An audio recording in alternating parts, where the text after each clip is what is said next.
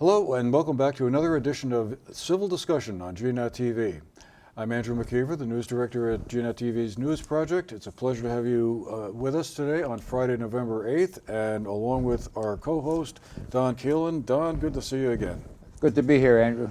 Well, so it's Friday after the election, and we thought rather than sort of have a conversation about techniques around civil discussion or examples of that, we'd sort of practice what we preach, I guess, or we'll try to anyway, and talk a little bit about the election results, do a little, let's see, it would be 72-hour morning after analysis. Focus on Vermont pretty much, I guess, is kind of the plan, but who knows, we may drift into some of the national stuff as well, but there's been no shortage of ink spilled and electrons burned as a result of that election in terms of what's been written about it. So, Don, let's dive in here. Here in Vermont, we saw, well, there's always interesting results, I guess you could say. On the one hand, Governor Phil Scott won re-election for a fifth term by a gigantic margin again. 70% of the vote he captured. At the same time, Kamala Harris won Vermont's 3 electoral votes by 65% of the vote, something like that.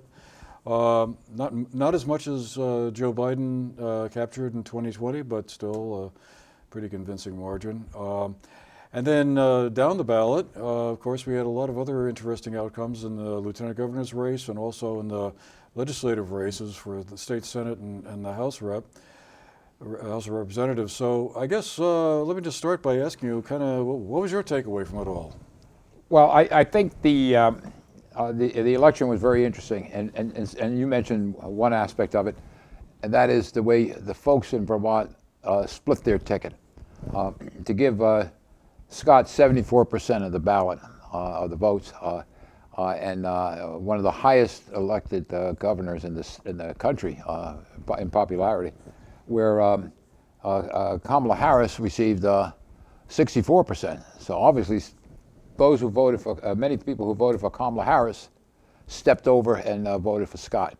And it was the same way with the lieutenant governor's position. And then, so that was, the way the ticket was split was quite interesting, because it's not just at the governor's level, it was also at where there were members who had served long-time roles in the legislature, both in the Senate and in the House.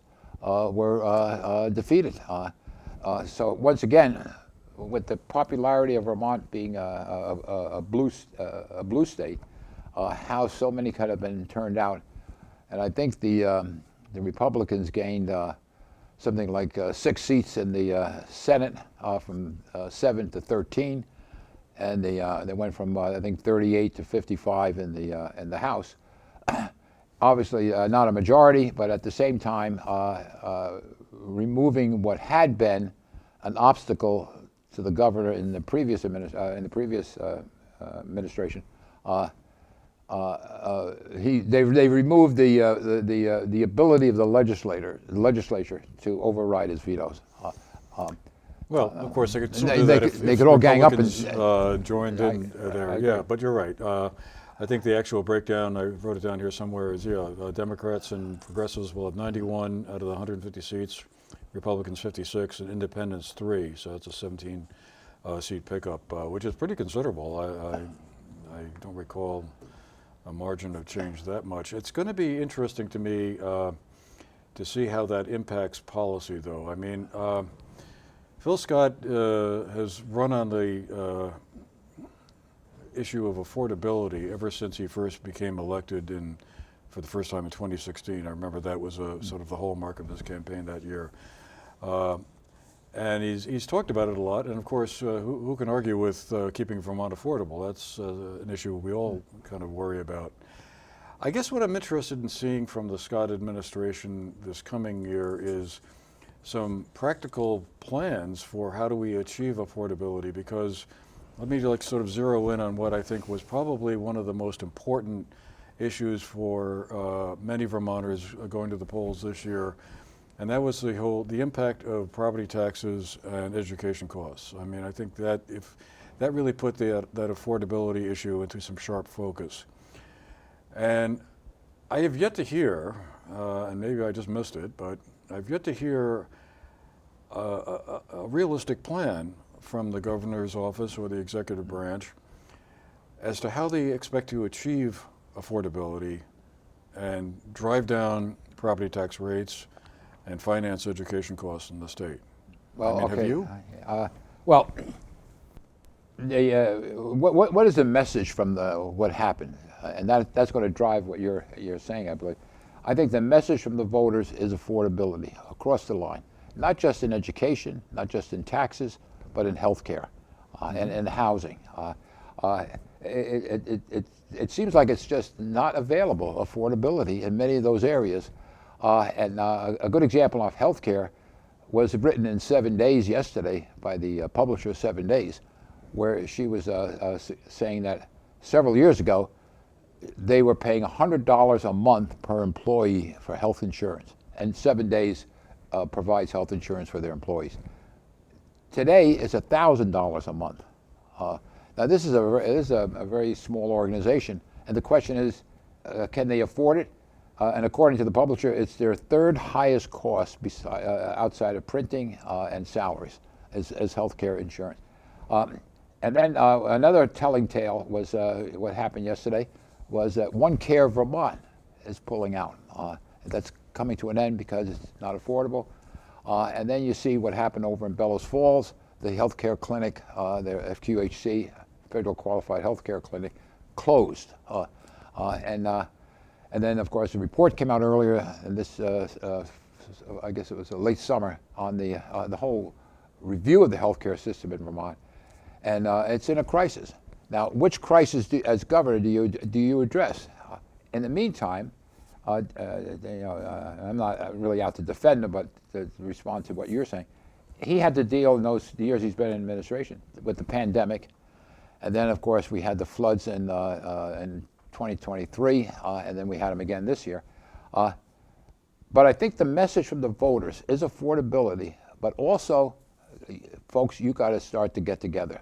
And you got to be more moderate and work together up there, both as the administration and the legislature, and then within the legislature, because, and I think it's no secret that many of the longtime Democrats felt that the progressives were taking a very rigid stand, and they were not looking to compromise within their own group. So, and I think the governor was, I can't speak for him, must have been so frustrated. Why even bother? They're gonna, whatever I try to propose, they have the right, not the right, the ability to override anything I do, anything I would suggest. So, and I think that was a message that people said, okay, we're gonna. There are just too many Democrats who are long-standing in office who got removed.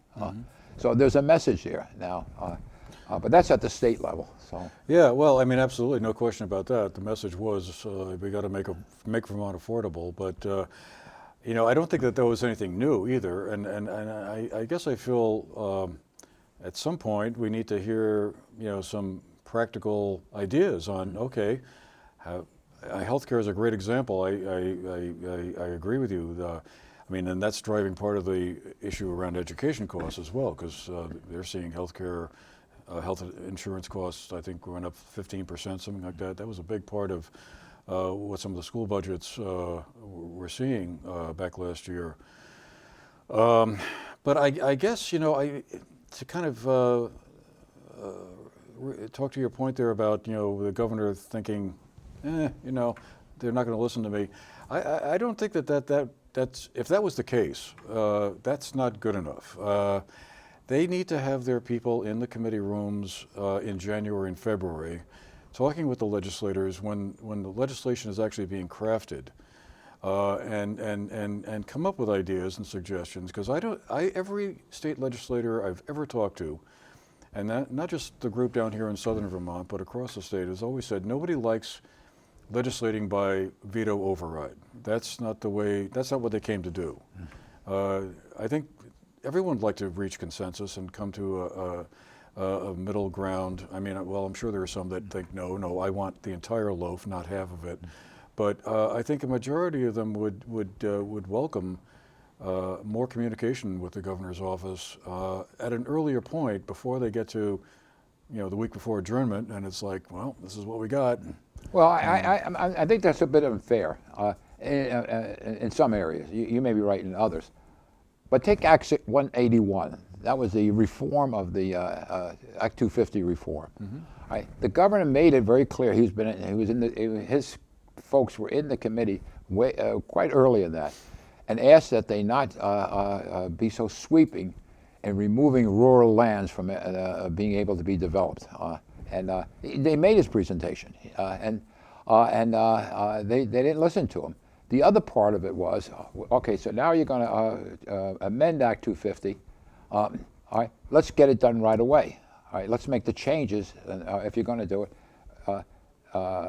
right away, because that impacts housing, and the housing, if it is a crisis, as we heard from that futurist at the Green Mountain Academy lecture, he said, if it is a crisis, why don't you deal with it right now?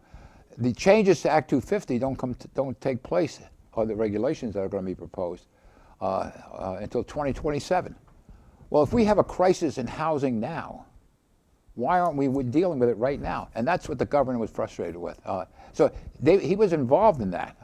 He didn't walk away from it knowing that they're going to override his veto and so forth. He made specific changes to that, suggested changes, but they weren't listened to. But Andrew, all I can say is the issues are so complex, and there's so many of them. And I was listening last night, and this I think can cover a lot of it. I was listening to WCAX describing the conditions in Burlington of them having to replace their wastewater management system. And they gave a tour of it, and it's really in bad shape. And now it's going to cost $200 million or more to replace and to fix it. And the operator, or the head of environmental development for the city of Burlington, was saying we should have been working on this in the past, bit by bit. So now we have a system that's beginning to fall apart. It's critical because it goes all into Lake Champlain, and now it's $200 million. And isn't that, you can say that is the way we deal with a lot of issues in Vermont. We kick the can down the road. We kick the can down the road, right? I hate we to don't use want that to deal with an immediate upfront cost. I mean, you could look at school construction as another kind of an example similar to that. Oh yeah, it's even larger, the bill there. And there's been plenty of examples. But the state stopped helping school districts since what, 2007, I think, with any money. So now we have a lot of buildings that are in critical need of upgrades, or maybe they're just too far gone. With the PCB issue, that's another incredibly. That's another $200 billion. I'm sorry, $200 million that Burlington had to experience. Yeah. So I just don't understand why it is so hard to kind of grapple with these issues squarely when they're at least sort of manageable. I'm sure 10 years ago, probably the people in Burlington with the water system there probably went, oh my God, we're going to have to spend $5 million on this. We can't afford that right now. But then, by delaying and delaying and delaying, they've now created a much bigger problem. Same with school construction and, probably a lot of other things too. Healthcare costs may be one of them. But that's an area I know you know a lot more about than I do. Well, and you're right, the school construction that has been deferred has been calculated to be $6 billion, and that needs to be invested over the next 10 years. Going down to the housing, the report this summer said that Vermont, reported out that Vermont needs between 24 and 36,000 housing units by 2030. There's no way in the world that can be built. If that's the need, how's it going to be satisfied? Because now we're in a situation where we don't have the crews to do it. We don't have the interest rates are so high, who can afford it? That's an affordability issue. And they're just actually going to go a bit higher, unfortunately. And then the other one is the approval cycle is so long. Like in Heinsberg, 10 years, they just got approved in October, a project for 139 units. It took 10 years, 8 through the town and 2 through Act 250. So much has changed in 10 years when that developer started to do that project to where we are today. And the units, by the way, are the larger ones are 800,000, the smaller ones are 400,000. Well, that is not affordable. No, not at all. But go ahead. Oh, no, I was just going to say, yeah, the housing situation is an incredibly frustrating thing to deal with. You know, we've known this crisis didn't happen like last year or the year before. I mean, this has been something that's been in the works for probably close to 20 years now. It's been well discussed, and yet we seem to be just unable to find the sweet spot between where do you craft rules and regulations and zoning that protect areas that I think everyone thinks probably ought to be protected. You know, we all like the state as a, you know, kind of the Green Mountain state where it's a, you know, that the natural resources are preserved, but there's got to be a way to find, you know, places where, you know, housing can be built, whether it's a whole development or just individual homes here and there, without, you know, ruining the environment. I mean, you know, I'm tempted to think, well, the folks back in the 19th century didn't worry about that too much, did they? When they basically cut every tree on every mountainside. Well, they made a big mistake doing that. Yeah, that was. I mean, I often wonder what they thought they were doing. Well, here in Vermont, that was primarily for farming, not for housing. I mean, well, the sheep went up there. But to cut every tree off of a mountainside, you know, couldn't have been. Well, whatever. We got enough problems now. We probably better stay away from the 19th century. But yeah, and it's like I think slowly the consensus is beginning to finally get there. That we got to really work on the housing thing, and maybe keeping every you know, hillside pristine and perfect and just the way it is just simply not. You can't have it both ways. Well, if I was a benevolent dictator or a benevolent king, I would call the 180 legislators together. I would call the governor together and his office. We'd meet, and I would say, okay, here we are. We have a crisis in housing, as you pointed out. We have a crisis in education, a crisis in health care, a crisis in drugs and mental health, a serious one. And here are the 6 crises that we're dealing with. Okay, how are you planning to attack that? Let everything else go by the wayside. We don't need another. I think last year there was something like 800 or 900 pieces of legislation, bills submitted to the legislature. All right, let's call a moratorium on that. Here are the issues that the people want resolved.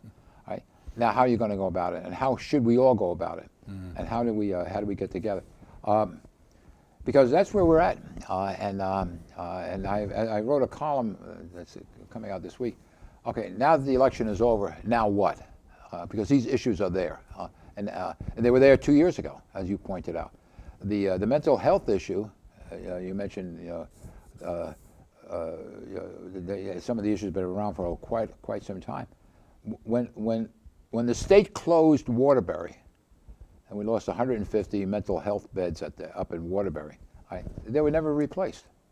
And according to those who are the experts in this field of drugs and criminal justice, they were saying much of it is attributed to mental health. So, of course, addiction is a health issue. And okay, do we put our resources and our attention there, or do we put it in education? I mean, so where do you begin? Well, that's a hard call because they're both pretty serious, and I guess it also comes down to the point where pretty quickly you get into a money problem, right? It's not like in 2020 when the federal government was right. sending a lot of money our way to help us with the pandemic. And we had, you know, resources that, you know, were never seen before. But now we're back to reality now, and all that money is basically no longer part of the mix. So.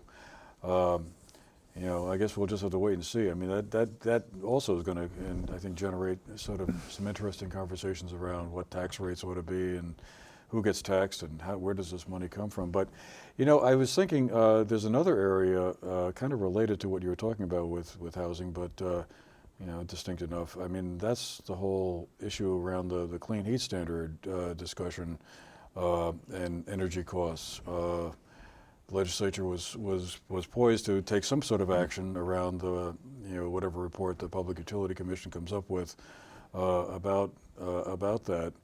But particularly with the defeat of Senator Chris Bray from Addison County, who was the chair of the Senate's Natural Resources Committee, and he was a strong advocate for that legislation. I guess I'm half prepared to think that the clean heat standard is going to be kind of dead on arrival. I think you're being too negative. I think what's going to happen, it's going to stay, they're going to work on it, but I think what's going to happen, let me back up. Again, the message from the voters was affordability, not the environment. Not that they don't care about the environment, it was not the message. The affordability across the, not only statewide, but it's a national issue as well. But I think what's going to happen with the Clean Heat Standard is they're going to back up and go back to the Global Warming Act and amend that act and give the state more time in which to implement it. Because under the Global Warming Act, there are provisions in it that we have, and milestones that have to be achieved by certain dates. If they're not achieved by certain dates, the state can be sued. And I think there are a couple of suits pending right now, already, or notice of suits. Yes, there are a lot of people in Vermont are concerned about the environment, but the way that clean heat standard was being worked on, it made it as if, okay, you have to make changes to your home and your business and so forth, because it has an impact on the global environment. Right? At the same time, as I've said here and maybe on this show before, they want to do that to me personally, or to a business and all of us. But at the same time, we're inviting, as I think it was last year, there were 13 million people that came to Vermont, visitors that Vermont encouraged to come here. During the eclipse, we invited 175,000, not we invited, they came, 175,000 people came. And of course, there was a huge tie-up on I-89. Now, that doesn't impact the environment, so sure it does. But I think what needs to be done is some common sense approaches to this. Don't take it off the table, but keep working on it. But understand the priority of the people that came from this that came out of this election was affordability. Right? Yes, work on that the clean heat standard.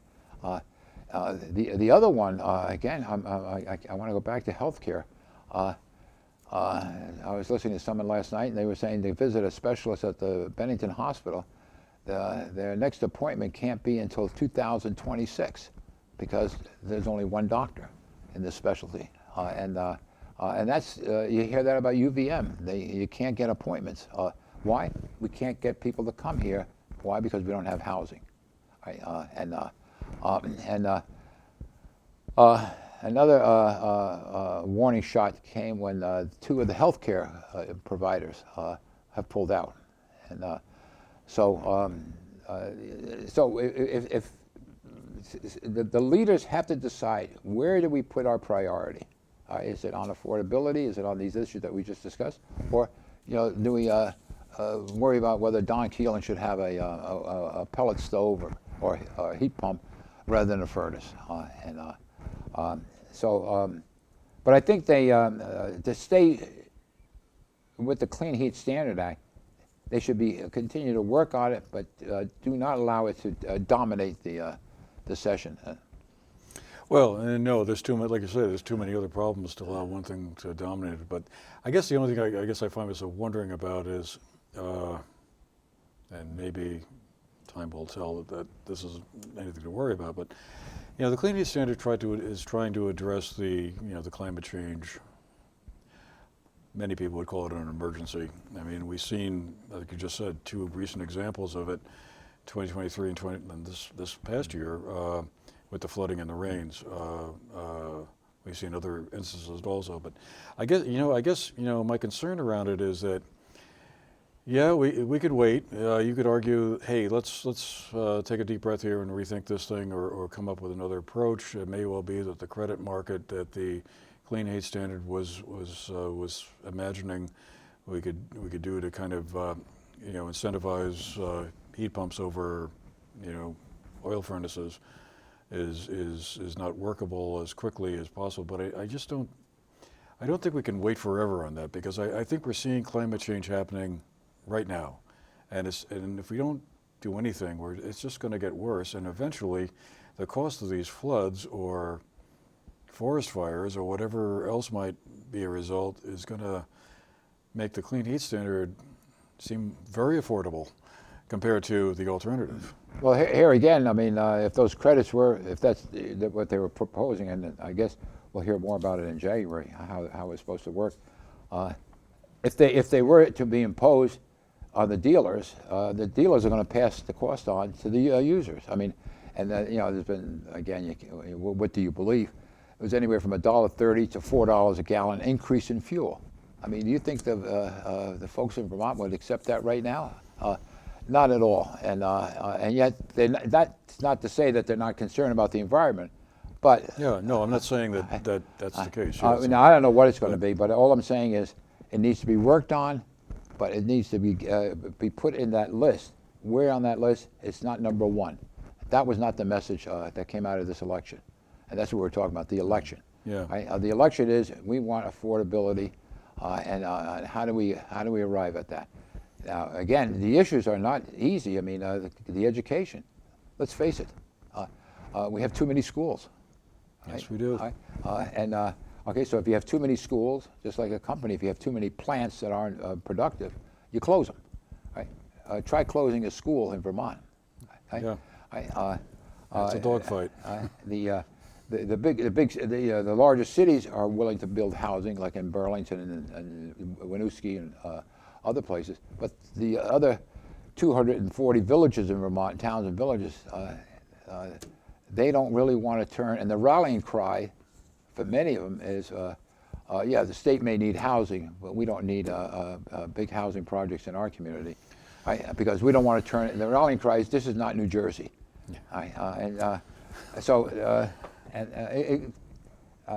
It's going to take leadership, Andrew. Well, yeah, absolutely. I mean, to your point about their, I guess the nut in my backyard thing. I guess my feeling is, folks, we're kind of getting very close to a point. Well, we're well past the point actually, where you can't have it both ways. I mean, you can't have reasonably priced housing and not, have to maybe look at it from time to time. It's just, there's not that much, land to work with. Same with the schools, and this has been a subject I thought a lot about over the years. People complain about high school tax rates, but when the idea comes up to consolidate schools and close some and theoretically save money, I mean, I guess I haven't crunched the numbers to the point where I could authoritatively say, well, if we close like 1 or 2 schools here, we'll save X million or whatever. I know that was the big hope for with Act 46 in 2016, was that school districts would consolidate and they would save costs. Supervisory unions. Yeah. Not the districts. Right. Or well, yeah. But the idea was that there would be efficiencies happening, and costs would be stabilized, and if not dropped, and that hasn't happened, I think, quite as much as people would have liked. So when you look at the next alternative, which is to actually close a school building, and when you have schools that are just so under-enrolled from what their capacity for students is, I mean, it just seems like, to me, a bit of a no-brainer that yes, that's what we need to do. If there's nothing else, if there's not going to be a huge, gigantic influx in population, which I guess would be the one way out of all of this if we did get to, 800,000 people in Vermont and more kids in schools, but that doesn't seem to be too likely in the immediate future. So, we have to look at closing some of these schools. Now, every time that gets suggested, and of course right here in Sunderland where we're talking from, the elementary school here is one of the schools that's being considered for closing. I mean, it hasn't gotten that far yet, but it would be one that would be. Well, everyone is up in arms about how, wait a minute, that's a community center, that's the heartbeat of the community, the town. You know, we don't want our kids to ride on school buses, you know, for, I don't know how long it would be to get to Manchester or Dorset or wherever else. But I guess, again, you know, I just feel like we're getting to a point where you can't have it both ways. If we want our property taxes to stabilize or drop, then closing schools, I'm eager to hear another alternative to that, I guess. I haven't heard one. Well, a middle ground, I think, that's maybe coming out of that is the consolidate middle schools and high schools, where there can be more programs offered to the kids than in the smaller school. And at the same time, leave the elementary schools the way they are, downsize them, obviously, and because those children shouldn't be on a bus for such a long period of time, having to go to a central school, which in some cases, they were talking upstate, the analysis I saw was upstate, where the kids could be on a bus for over 2 hours a day, and not each way, but some long distances. Sunderland could be a half hour, I mean, or more for those kids, but each way. So that's a trade-off. The other one is, we're no longer going to have one teacher for 10 students. We're going to have one teacher for 20 students, and we're going to not going to have the need for all the administration. Now, I don't know where does that get cut or where does that get reviewed, but I know that's been some of the, it's not just the 30,000 kids we've lost in the school in the last, I think it's 25 years, from where it was to where it is today, but it's also the high ratios that we have of teacher to, actually the low ratios of teacher to students and also to administration. So, but again, it takes courage. The same thing with mental health. I mean, do you want to have a retreat center or a rehab center in your neighborhood? Which is, again, there's so much emotion. The folks over there, where they were having, was it over in the eastern part of Vermont? It escapes me now where that might have been. Oh, Newbury? Is it Newbury, where they want to have the children's center? Yeah. Children who have been to replace the one that had been closed. In trouble. Yeah. And they went through several years and it went nowhere, and now it's being considered in Virgins, I believe. Right. So I mean, there's a lot of emotion here, and every single one of these issues. Yeah, I know, and it's very difficult. Being a state legislator right now is not a job I would want. But you know, just one last point I'll just tack on to what you were just saying, is because you were talking, I was thinking about it. You know, when you were talking about combining middle schools and high schools, there. The other thing I think we need to kind of look a little harder at is building or bringing in more tech centers, technical education places. I know there's several around the state. The nearest one to us here is in Bennington, but you know, it just seems like that's an area that we need to take a better look at. I mean, as we all know, trying to find an electrician or a carpenter or a plumber is not an easy process, and you talk about trying to get someone to come unless you have a absolute, you know, big deal emergency happening right then and there. You know, you're waiting weeks, if not months, for someone to show up. And these are jobs that, you know, pay very good salaries right out of the box, right? And very quickly, someone who wants to be a plumber or an electrician could be easily making six figures. I would like to think that as we work through this, you know, that, I mean, if there was some sort of, I'm not sure what the right word is, I mean, because this gets into this sort of more national question of, you know, elites versus people who were left behind, that, you know, somehow those kinds of jobs were somehow not quite as, you know, dignified or as cool as other jobs, being like a computer programmer or something like that. That we need, if we're not already past it, because I think that attitude is changing a lot very quickly, that it would be great to have, or make it easier for kids who just, as has been said many times, a four-year college is not what they want to do. They don't want to take the debt, for number one thing. But we could train, give these folks a chance to get into a really good paying job that's filling a need. Well, your point's well taken, and I'll tell you who's looking at that are the venture capitalists. The venture capitalists, there was an article in the Wall Street Journal a few weeks ago, are making a major move throughout the country of acquiring plumbing firms, electrical firms, HVAC firms, because they feel that's going to be an industry where there's going to be quite a shortage, and they can control pricing. And they're buying firms, I think the threshold is $1 million or more in billings. We have a few up here that have surpassed that. So I thought it was interesting that they're looking at that industry, and obviously if they're going to, it could very well get monopolized, and then where are you? But we do need the more schools, and maybe we should have to shorten the training cycle. I mean, I think it's 5 years to become a master electrician. You need 5 years of working under a master electrician. Same thing with a plumber, so these you just don't walk into it, but you need to be willing to train. But you're absolutely right. The salaries are well over I think I've heard $100 an hour at least. Yeah, $25 an hour as an apprentice. Yeah.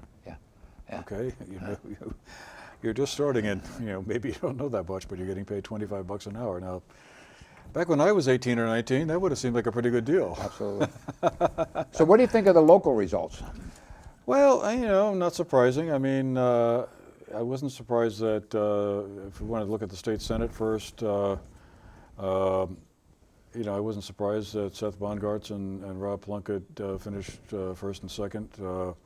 Joe Jervis, the candidate from Arlington, who was running for the state Senate as a Republican, he finished a close third. I think it was like 500 or 600 votes behind Mr. Plunkett. So that was probably the best showing they've seen in a while. Would he have done better had Cynthia not run? Well, I mean, it's an interesting math situation, because if you take away the other three independent candidates, Cynthia Browning, Spike Whitmire, and Steve Barry, there certainly are enough votes there to had they all gone to Mr. Jervis, and that would have come in first place, right? But I don't know. I mean, I guess that didn't come as a big surprise. I was fascinated to see what was going to happen down in the Bennington 5 district. That's the district in Bennington where Mary Morrissey and Jim Carroll were the two incumbents. And of course, they got involved in this rather bizarre situation there last spring with Representative Morrissey pouring water on Representative Carroll's, tote bag or whatever. And I've yet to really hear a good explanation as to what was going on there. I mean, Mary did apologize and do the right thing.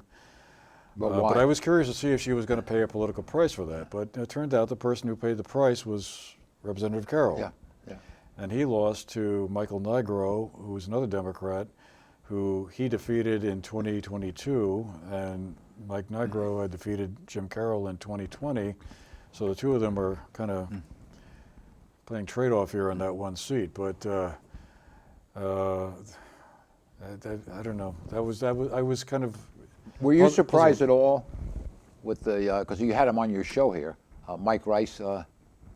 Mike Rice and Sandy Pinsino endorse it. Yeah.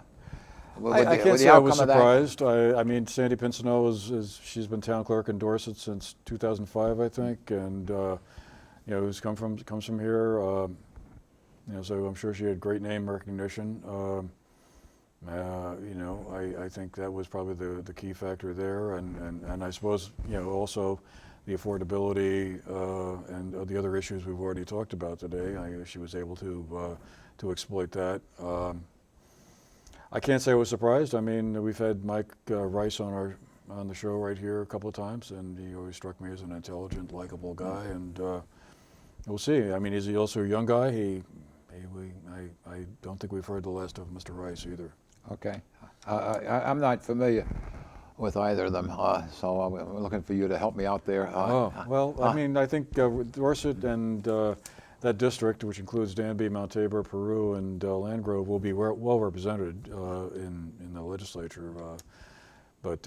Yeah, that was an interesting race. It was reasonably close. I think about 500 votes separated them, I think, roughly. I could be wrong on that, but it wasn't a blowout. Any surprise that Chris Morrow won in, I gather it's Western Londonderry, is that it? Yeah, Western Londonderry, Winhall, and Andover, I think, are the towns in that district. No, I would have been kind of surprised if he had lost. Great name recognition. Yeah, he's got name recognition, and you know. His first entry into politics too, right? Right. I think it was also the first try for Jan Payne, who was his opponent in that. She's from Andover. I mean, I had never met her before. We had both of them on a show back in September, I guess it was. You know, but I think, you know, that didn't surprise me. To answer your immediate question, it didn't surprise me. Now, with Seth now going into the Senate, although he's well recognized, his name is well recognized up in Montpelier, and Bob Plunkett, will they be able to deliver for Bennington County the way Sears and Brian Campion? Brian has delivered? Well, I mean, that's an unfair question. Probably not immediately, right? I mean, Dick Sears was in the Senate since 1992. He chaired the Judiciary Committee. He was a key player on the Appropriations Committee. Brian Campion was the chair of the Education Committee. You know, that's a lot of clout. And, you know, even though this is a return to the state Senate for Seth, you know, going back to the 1980s, I guess it was, I suppose he's not going to be a chair of any committee right off the bat, nor would Rob be. Although Rob's background as a prosecutor would make him an interesting person to have on the Judiciary Committee. I'm sure that's where he'd like to be. So in the short term, no, they probably won't have the same political heft that their two predecessors had. But I also think that, you know, given time, they'll do their job well. And you know, I think the county will be, again, well represented in the state Senate by the two of them.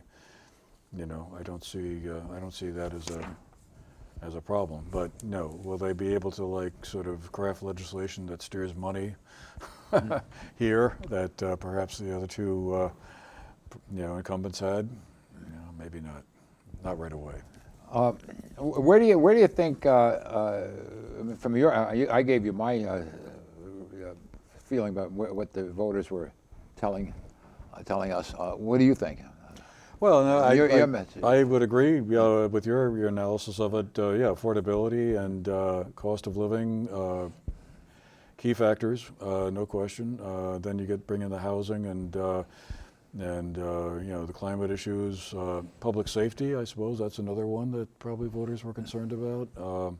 I don't think that hits the top of the list. I think the affordability and property tax pieces are. In my sense of it was that those were kind of the top things, and you know, it's in many ways it's a time when you know, if you're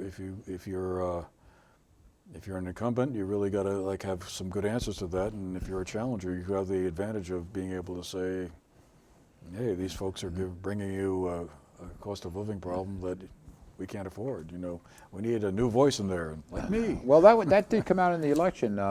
Just because you've been there for a long time, and come from districts that, you know, put you there every year, every 2 years. I mean, it's not guaranteed. And some very long-serving legislators found that out. Right.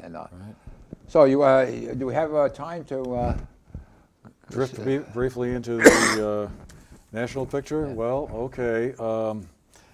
You know, it's, again, I guess, interesting. What was the message the voters were sending on the national level? I suppose there was concerns about the cost of living. I mean, this gets us into a complicated conversation that we will never have enough time for. No, I agree. And we don't need to. I will say I'm going to be interested to see how our president-elect translates some of his campaign promises, I guess is the word we could use, into reality. I particularly am going to be interested to see his pledge to deport undocumented aliens. A lot of those 11 million people work in jobs that most native-born Americans prefer not to. You know, I'm thinking meatpacking plants in places like Iowa and Nebraska. A lot of other jobs that people don't want, but they're necessary. They're sort of like essential workers, as we used to call them back in the start of the pandemic. And you know, if indeed the idea is to round them up and march them off to camps and send them back to wherever their home country was, that is a spectacle I think could be extremely divisive and economically ridiculous. Couple the economic piece with his tariff ideas.